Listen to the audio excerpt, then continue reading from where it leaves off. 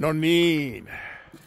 Tässä lähdetään katsomaan saunaa ja rouva on laittanut auton lataukseen ja hyvin luminen systeemi täällä on joo. Ja naapurikin kävi tekemään lumityöt ja lähti.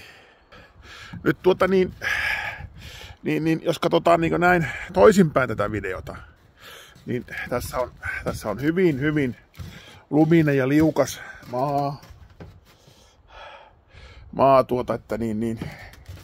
että näin niinkö mennään ja siinäkin on yhdet auton renkaat vielä jäänyt ja Poreallaskin on kylmä. Nyt mennään saunaan. Täällähän on hyvin lämmin täällä saunassa, kato.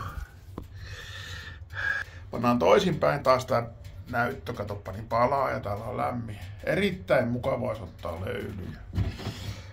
Että sillä tavalla.